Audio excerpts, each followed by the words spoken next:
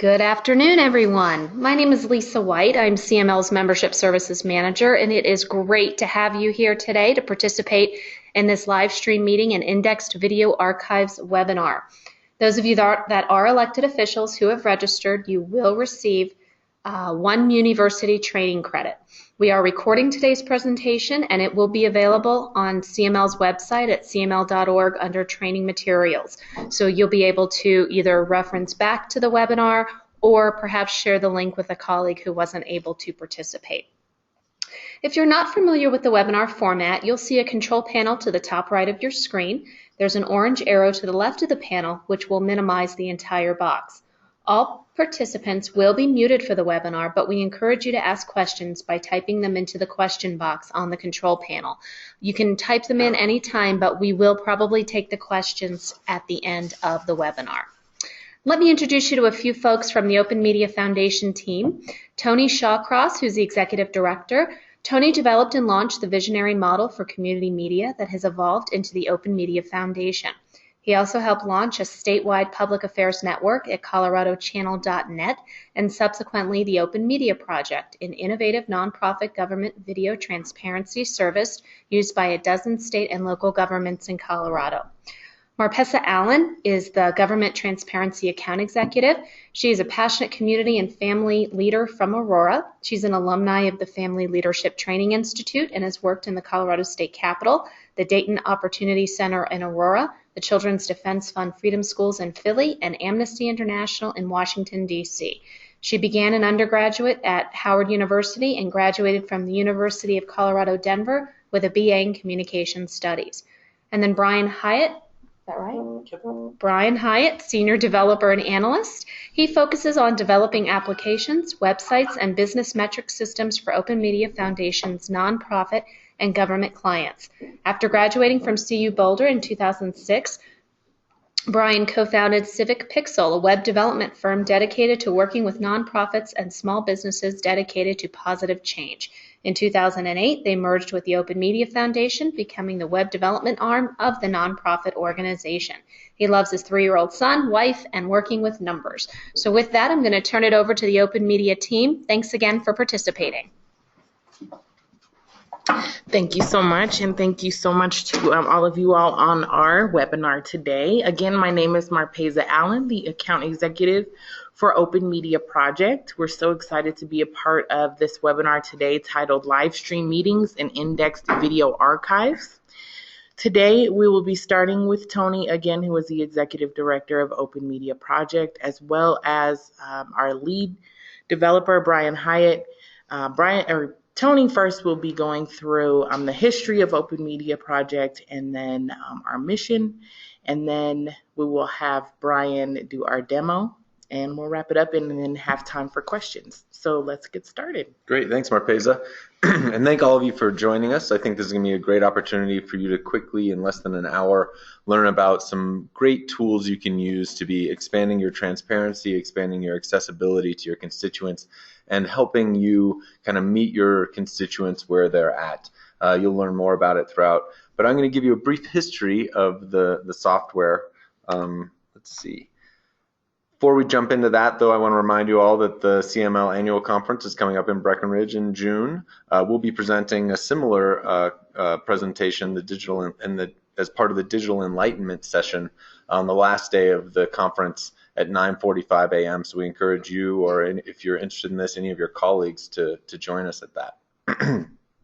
So a little bit of history of this project. Back in 2006, we built some software that enabled us to launch a public access television station in Denver at a really unprecedented low cost. We won a Night News Challenge award, and out of that came software that replicated some of what some of you may know for Granicus or Swagit or some of the other kind of government video streaming and archiving tools. So in 2013, we worked with the Colorado State Legislature to replace their Granicus service with a custom developed nonprofit version that leveraged a lot of the emerging tools that were coming out at the time, like YouTube's live streaming service, which was much cheaper, of course, because it's free, and also in a lot of ways better than what they were paying for with Granicus. We had so much success with that. Our first year, we more than cut their costs in half while more than doubling visitors to their website. And so based on that success, we decided to take that software we had built for them and try and 2014 build a software as a service version that other municipal, state, and local governments could be leveraging, because we had seen so much success and really not seeing anyone else on the market doing it in this way. In 2014, Thornton and Louisville City Councils were the first municipal governments to adopt the OMP, followed the next year by the Supreme Court and Court of Appeals. And now we have almost a dozen state and local governments in Colorado. Last year, we participated in a Fast Forward Accelerator, which is the first nonprofit tech accelerator program, and devised a new way to rebuild the software that could be leveraged even more affordably. So this month, actually April 15th, we'll be launching a new version of the software that's self-service. Any of your governments can implement it yourselves and try it out. It's actually free for small governments. Our goal is serving this portion of the market that isn't being served by the commercial providers. We'll go more into the pricing for medium and larger governments at the end. But that's a little bit of history of the project. And we're excited. You guys are the first people that are seeing this new software publicly. So we're going to be presenting at a couple more conferences in the next couple weeks, but this is the first chance to see it. So we're excited to share it with you. Some features of the OMP. We provide live streaming services. We integrate with any live streaming provider you want. We recommend YouTube, and you'll see why when Brian goes into their features and what they offer at no cost. We provide video on demand, again, working with third-party content delivery networks like YouTube. All that content can be stored on YouTube, and the OMP really just organizes it so it's much easier for your constituents and your legislators and lawmakers to find the content that they're looking for. It's all searchable through automated transcriptions. It's integrated with your agendas so that people can timestamp which agenda item is being discussed at any point, allowing people to jump to those moments. Also through captions and automated transcriptions, we also make it searchable based on that. So if you don't tag which agenda item is being discussed at any moment, you just let this run without having anyone responsible for that. Constituents can still see every time a specific word or term or topic they're interested in is discussed, keep them from having to sit through the whole meeting, let them jump to, watch, and even share the small segments of the video that they're interested in. Every section of the OMP is embeddable on your own website, so we provide it as a standalone complete website that you can steer your viewers and constituents to if you wish, but you can also just take the pieces of the OMP that you want embedded into your own website for a seamless user experience for your visitors. And the entire system is mobile compatible. It's a responsive design, so it looks just as good on cell phones and tablets as it does on your computer. So first I'm going to jump into our original site and give you a little bit of a taste for what the software can look like from a user end perspective. So this is the original site that we developed, the Colorado Channel's website.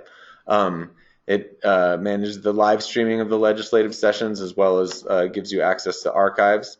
You can look and see, now almost 10 years of archives since we started this project in 2008 with Granicus and then transitioned to the OMP in 2013.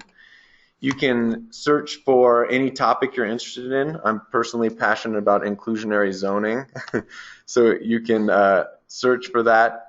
Oops, zoning. We'll just do zoning. And it'll show any bills where that topic was being discussed. So this will jump to the portion of this video, this is from last year, where they're discussing inclusionary zoning. So you'll see here it jumped in 49 minutes and 48 seconds where they're discussing that topic. You can see the full agenda from the day down below, as well as the journal or minutes from that day. You can even read the language of the bills that are being discussed there. So it integrates with your agendas, and as Brian will show in a little bit, preloads those for your timestamping. There's also a feature on this original one for sharing embed code, setting an in point and out point for the portion of the video you'd want to share on social media, and it makes it easy for people then to get more people involved in the conversation. That first year we launched with the Colorado State Legislature, the direct traffic to their site was actually no greater than the years previous, but we saw that on popular days, as much as half of their traffic or more was coming from Facebook, where people were posting and sharing excerpts of the video and driving more traffic to their website.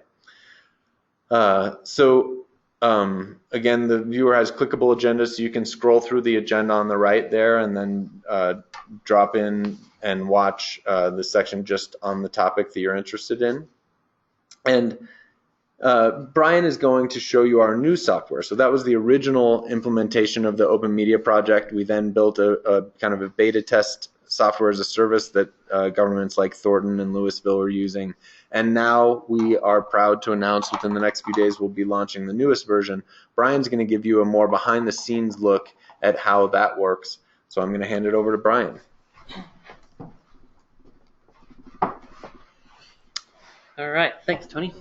Yeah, so as Tony said, I'm going to kind of show you behind the scenes and what it looks like to actually record one of these sessions and timestamp the agenda items. I'm going to start by looking at YouTube briefly just to show how you create an event, and then I'm going to move into the software.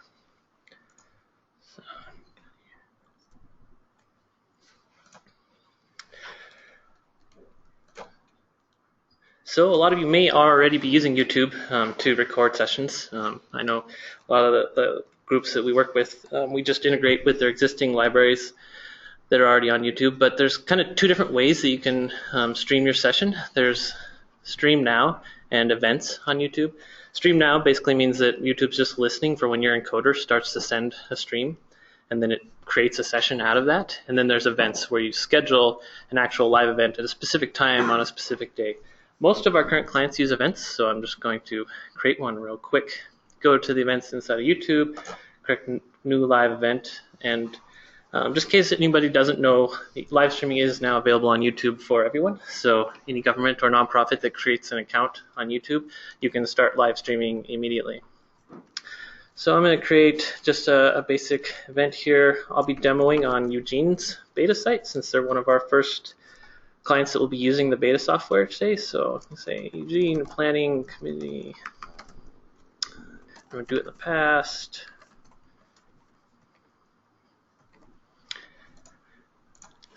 And then you can set a time. Since I'm doing it right now, I'm just going to leave the time alone. You can also put a description. This title and the description are only going to be seen on YouTube. So if somebody finds your sessions that way, it's good to have this information there. On the Open Media Project side, where the sessions are kind of timestamped with their agendas and files, you'll put this information in a different place. When you stream, you can either do quick or custom. So over here on the right, quick is using Google Hangouts on Air, and we've heard some really kind of creative ways people are using that. So for instance, at a city council meeting, we've heard of each kind of member having a computer with Hangouts running, and so then you can kind of see each person talking. The majority of our clients currently use custom, which is going to involve setting up an encoder. So I'm going to choose that for now. Create event. At this point, there's going to be some kind of encoder setup, and this really depends on what encoder you're using, or if you're just using a camera or your cell phone. I'm not going to go into too much detail here, but there are kind of three camera situations that are most common with the groups that we're working with. One, YouTube is going to be launching live mobile streaming on phones over the next month. Which should be available for everyone. That's a really easy way to get started. It's a good way to test our software as well, or just for a constituent to record a meeting, because you can just get a cheap cell phone tripod, put your cell phone on there, and just start streaming immediately to your YouTube account using that. You can also get a kind of hardware encoder that your cameras plug into, or there's also cameras that will do the encoding and stream directly to YouTube. And we'll have guides on our site to go into more detail on that, and that's also something that we work with new clients on for setting up the software. So I'll go to the control room. So from here, if we were doing a real live stream right now, we'd be able to start this stream. And once we start the stream, basically we just copy the URL from this video,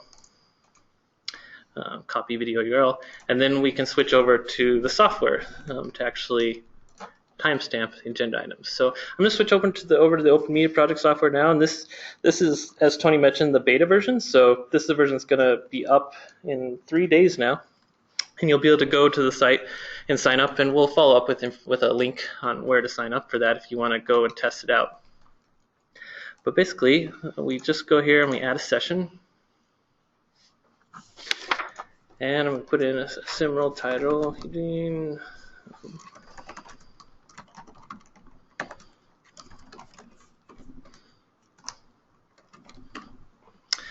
Pick a date. And since I'm doing this in the past, I'll go back a little ways. Time. Usually the meetings are in the morning. So there's different, and you can set this up on your account. You can have as many categories as you want. In this case, there's City Council, Budget Committee, Planning Commission, but these are all configurable on your end when you first set up your account. This is a Planning Commission meeting, so I'm going to set this up. The category is really defined too, so if there's a meeting that's live inside of the Planning Commission category, on the public side, that's kind of, you might have saw it on the Color Channel, there'll be a button that lights up, says this Planning Commission meeting is live now, and direct users straight to that. Since we're not really live stream, I'm going to grab a URL that I've previously set up.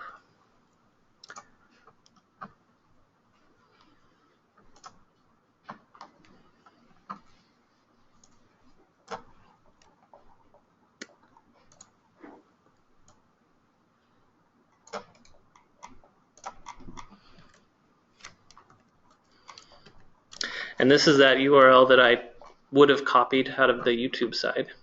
And then for documents, so these are where the agendas go, and you can have as many different types of documents as you want. This is also configurable. In this case, I'm just going to upload an agenda. And we get a lot of questions about this, so the agendas can be in a lot of different formats. We have different rules to kind of parse the items out of there, so whether they start with 1, 2, 3, or use Roman numerals, or ABC, we have a lot of different configurations so that when you attach this document, we can pull out just the agenda items from it. That really speeds up the timestamping that I'm going to show in a minute. And as far as where the files come from, you can either upload them straight to our software here, or you can just link to them. So if you're using SharePoint or one of the other kind of document repository tools, you can just, and there's a public link, you can just add that link here, and the software will handle linking up to it. There's also a third option, which is if you're using Google Drive for storing agendas or documents, this can integrate directly with that. And then at that point, you just put in the Google Drive link, and it's all pretty seamless. In this case, I'm going to use another link that I have set up.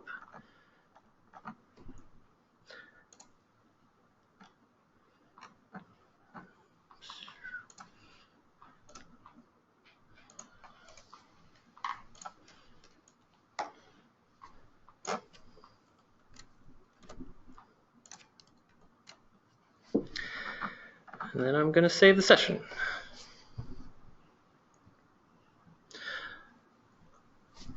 So at this point now, we're linked up to YouTube, and we have our agenda here. And this is the administrative side of the tool. So this isn't an area that the public would be seeing. This would just be the person who's actually in charge of kind of recording the meeting. Now this is all set up, and you start your meeting. We just jump to the agenda timestamper. And at this point, your live stream would be started on YouTube. And we'd start this timer, and you'd be able to just add agenda items as they come up. So here's the agenda items from that agenda that I just attached. The document had a lot more text in it, but again, we use rules to just find the agenda items based on whether they start with 1, 2, 3, and kind of group them together like that. So it makes it really quick as the meeting is going through to just click this add link at different times, and based on what time in the meeting you're at, it records that against the video and stores it over here. You can just keep adding them as the meeting goes on, and you can also edit or delete them at any point. So I'm actually, looks like I added the same one twice, so I'm going to delete that one. And I happen to know that this one starts at 2:08 on this video, so I'm going to change that. And this all happens in real time. So if I were to go to their site right now, to the beta site. This is not actually live. As I mentioned, right now we're running a live planning meeting, so this button lights up and the public can just jump straight to that meeting where they can see that this is a live meeting, be playing, and we've got the agenda there. As soon as you kind of end the meeting, so I'm going to go ahead and close this out.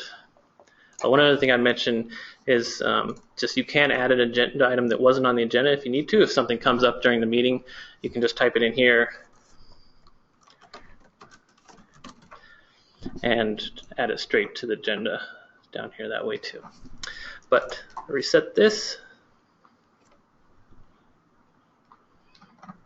Oops. And now we go to the home page, you'll see that that meeting is no longer in session. And if I go over here, March 13th, go with this.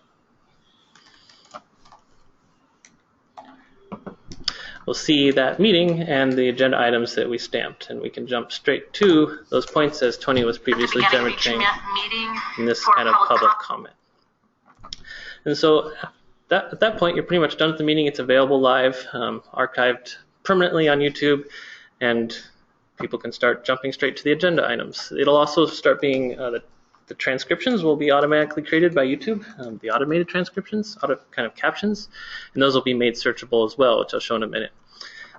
Just going to show a few more pieces. Tony already demoed some of these, but this is the sharing. Obviously, we've upgraded it for this version of the software, so it's much easier to share to Facebook or Twitter. If you've shared to Facebook, it puts it right on the wall and they can play the video directly, and it does work with the kind of start and end points, which is really helpful because you can just set that in the video, and then I can share my segment starting at 1:30 for this public comment period, and then share that excerpt straight onto YouTube. You can also embed it using the embed code, and this can be done by anyone again. You can still use the start and end points, so you can put it, a representative could put it on their website, or a constituent could put it on their blog. Those pieces. So I think the next piece to my demo is just, so we've got, as I mentioned before, the categories and planning conditions, but one of the most important aspects to us of our software is the search, just because we want people to be able to find this content at any point. So I remember if we go back to that meeting that I was looking, that we just created, there's, for instance, decision for the Oaks at 14th. So if you were interested in that particular term, if we search for that now, it's going to pop that right up here with the agenda item and the actual agenda itself. So, and then you can just jump straight to that point in the video. Director failed to properly evaluate the really painless to actually just get to the parts of these meetings that you're really interested in. And for the automated transcriptions, add one layer on top of that, which makes it even more powerful. So say that I happen to know that I saw this while I was working today, Emma talking about climate change. I can jump straight to this excerpt of this meeting where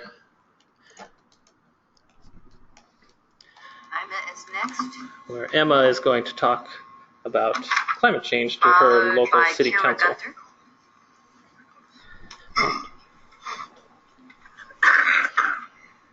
I'm Emma. Mic up so you don't have to crouch over.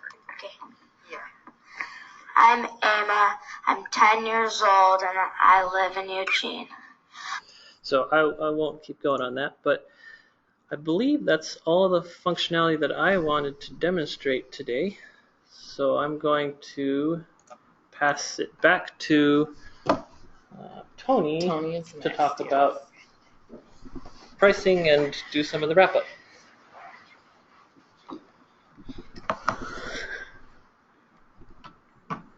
Great, and we've seen a couple questions come in, and we'll jump to those too in just a moment.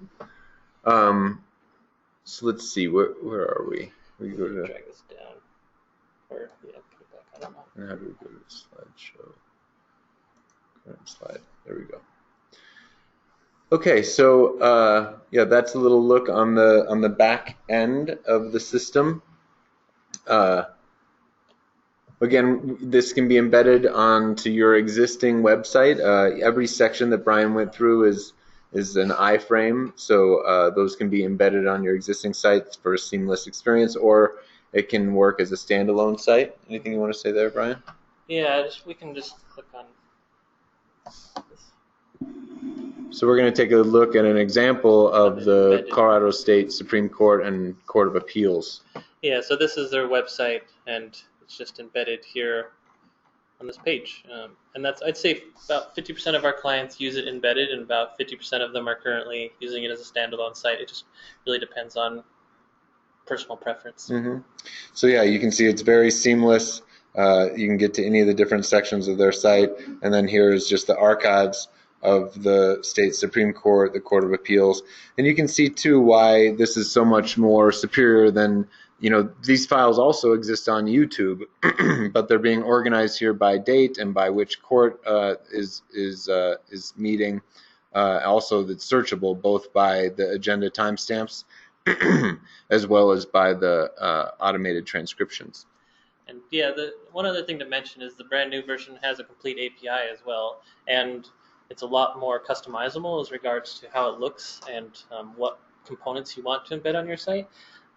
At the most complicated level, the API makes everything available, so you could actually just pull content straight from the API if you have developers working on your site that want it to look a very specific way. So it's a lot more flexible, the new version. Great. So a little bit about the pricing. We mentioned that this is, we average, our initial release of the software is about half the cost of our commercial competitors. We're a nonprofit organization, so our goal here is just helping governments use technology to reach their constituents, to improve transparency and accessibility. So it's priced as low as possible to sustain it. It's totally free for governments serving populations below 5,000. We know that's pretty small, but looking at the list, we know that represents quite a few of you. And that's a self-service version of the software that you can implement and run yourself. We'll have lots of support materials and guides that you can access. If you want 24/7 support, there's an additional fee on top of that. Then at $3,000, it's 50% off the full price. That's for governments between 5,000 and 50,000.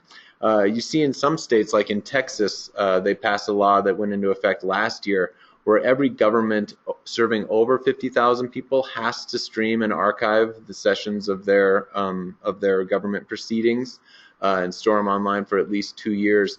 They require that only of larger governments serving over 50,000. So we're again trying to really serve these smaller governments that the commercial competitors out there in the market really aren't trying to serve. Because mainly they can't afford to, because it's expensive, especially if they're building their own streaming and archiving CDN solutions.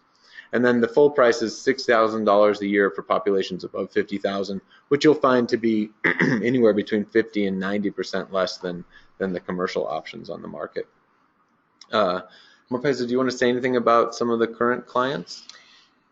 No, just wanted to highlight our current clients. Mm-hmm. We have had many of these clients for a good amount of time, and then in the last since February we have launched nationally and have added both Lane County and City of Eugene, so we're really excited about that.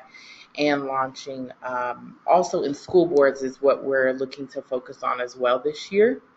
But yeah, really excited to add more clients at different range of populations, and yeah, and I will be the one that you will be in contact and relationship with in terms of support and resources and getting you set up. So I'm very excited to meet you all very soon.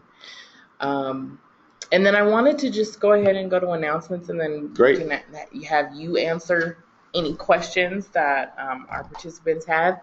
One thing I just wanted to mention for April 15th is you can get started on the self-service beta launch.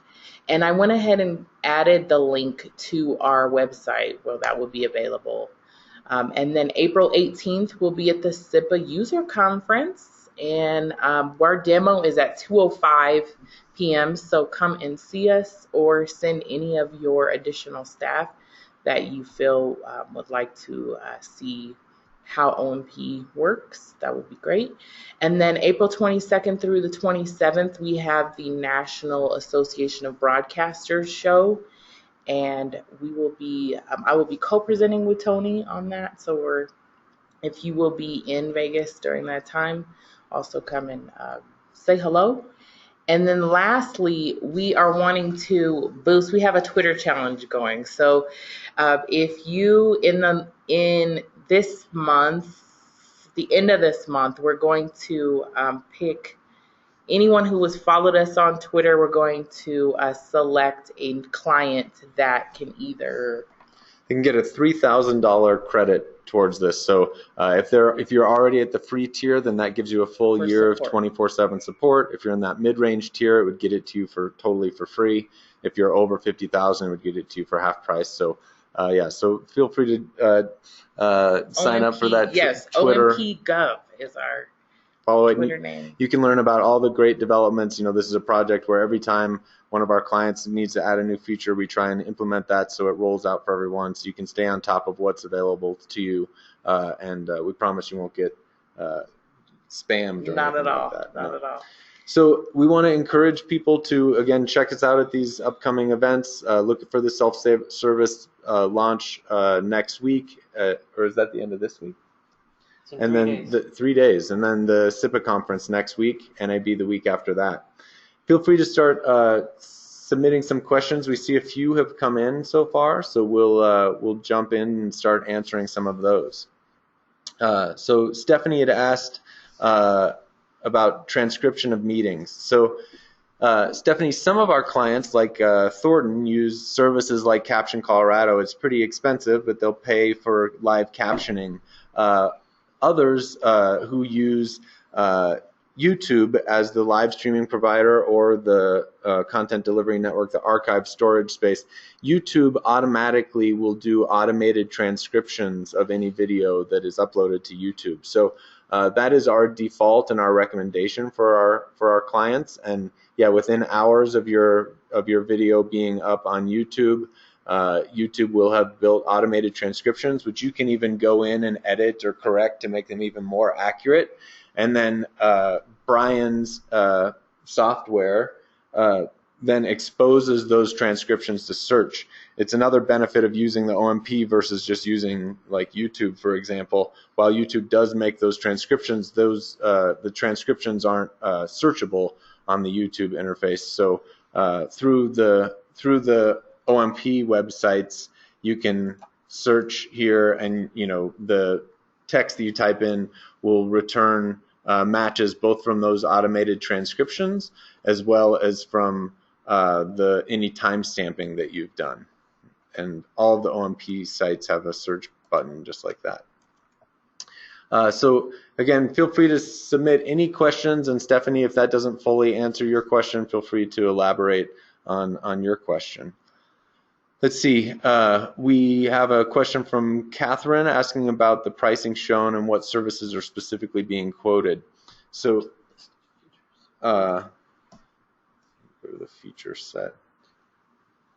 Or do you want to do that? Yeah, I mean, in general, the prices are for all the features that we have. Pricing is just, it's all inclusive. The only add-ons that we have are listed on ompnetwork.org, and the add-ons tend to be like for the free tier, it's 24-hour support, and then there's some like high availability add-ons, but all the features that we've shown in the software are available at all of the pricing tiers. So it's the same software no matter what level you're at. So Catherine, just to reiterate, yeah, the free $3,000 and $6,000 software are all the same. The only real difference is the level of support that you receive. Like Brian said, so like at the free version, you don't get 24/7 support. You really just get access to our kind of self-help resources. And if you want that 24/7 support, that's an additional fee. All those fees are listed at ompnetwork.org. I think if you just scroll to the bottom of that page, it lists the pricing structure as well as on the right those things that are considered add-ons. I'll actually pull that up so that OMP. network.org. I'll let you guys see that here. And while I'm loading that, we'll go on to the next question. Let's see. So Lisa had asked really a similar question, which is at the free version, how much does it cost for additional support? So basic email and phone support is $900 a year. If you want the priority support, which is really 24/7 support, that's $3,000 a year, Lisa. And again, this OMP network website, this is the site where starting at the end of this week, you'll be able to not just sign up for the beta, but also implement the beta. You can read about some of the existing users and testimonials, but also this is where the full pricing information, as well as the add-ons that I was just quoting, are listed. So let's see, we have some other questions. Stephanie had another one asking what equipment is needed for an encoder, just a computer and some software, or more specialized. So all the software Brian and I have demonstrated to you is all web-based and doesn't require anything other than a web browser. But yes, to stream your sessions, you would need a camera and you would need an encoder. So like the laptop that we're looking at right now that we're presenting, this has a built-in camera, and you guys are watching this because it also has an encoder. So it can often be just as simple as just having a laptop. Brian mentioned you can also just do it with your cell phone. Your cell phone has all of that capability built into it. Most governments we work with want to invest a little bit more than that, and they set up kind of a nicer web camera that can cost anywhere from $500 up to $5,000, as well as an HD encoder that's a separate box that takes the feed from the camera. There are cameras that also have a built-in encoder, so the camera can do it directly. We know that it's a little bit complex to navigate all of the different equipment options, and unfortunately we don't have a single kind of like one-size-fits-all solution, but it's something, Stephanie or anyone else that's interested, you're welcome to just drop us a line, and we'll be happy to, regardless of your budget, help you figure something out. One great example Brian briefly mentioned in his part of the presentation, there's a municipality, the town of Wiggins in Colorado. I think they have a population of about 900. They have a very small budget, but the Statewide Internet Portal Authority, SIPA, had helped them start using Google Hangouts for their city council meetings and for their town meetings. And each member just gets on their laptop with the webcam and participates in the meeting via Google Hangouts. For them, there's absolutely no additional equipment required because they're already using Google Hangouts during their meetings. All they have to do is use what I think Brian briefly referenced, which is Google Hangouts on Air, which is the YouTube version of Google Hangouts. It's exactly the same, except for that it records your Hangout to YouTube, also allows it to be publicly live streamed if you choose for it to be publicly live streamed. So that's just an example, Stephanie, of a possibility for doing it with absolutely zero additional equipment, with no additional computers or encoders required. Another government that's done that are people that have just used cell phones or used existing laptops. So really anywhere, whatever your budget is for equipment, our goal is helping make sure that you guys can have this level of transparency and accessibility, and it can be done really for free, all the way up to some governments like the state legislature probably spent $50,000 to $100,000 on multi-camera solutions and switchers and wiring and cabling. So really, we're able to help you at any level that you're interested in. Okay, let's see. We're going to look for some more questions. If you were a small but growing town hovering around 5,000 citizens at the moment, this is a question from Jacob. Would it be possible to perhaps get a free year followed by purchase services in future years? Well, one thing, Jacob, is that starting on Friday when we launch this is you can implement it and try it out totally for free. We usually give every user of the software at least a month or two of trying it out at no cost before we'd even try having that conversation. We've also had some school boards reach out to us that have explained that while they're a school district in a area that is a larger population than 5,000 or 50,000, they've been able to demonstrate that their budget is significantly lower than other large school districts, and so they couldn't, even the $3,000 charge would be like unattainable for them. So yeah, if you're in a special circumstance or you're right on that border, we'd be happy to work with you. Again, we're a nonprofit. Our mission is making this software as accessible to everyone. Of course, we don't have any large grants or funders that are making it happen totally for free. We do have some expenses we incur, so that's why we pass on some charges. But yeah, Jacob, the short answer is we'd be happy to work with you to figure out a way to make it work, whether it's a full year or some shorter period of time. We'd have to discuss based on your specifics of your budget size and of your population, but we'd be happy to work with you. Okay, let's see. I think that's it for the questions that have been posted so far. Feel free to chime in with any additional questions. We are actually quite a bit ahead of schedule here, so we might end up letting you all go a little bit earlier. But Lisa also might want to let you know other ways that you can submit questions and keep the conversation going. If you have some need for additional support or help from Marpessa, Brian, or myself, or from CML, we'd of course be happy to chat with you after the webinar. Excellent. Thank you so much. Really appreciate everyone's participation. As mentioned earlier, annual conference, June 20 through 23rd. Registration is now open, so we hope you're planning to join us. It'll be in Breckenridge this year. Any other questions? I believe that'll do it for us. So did this one get answered?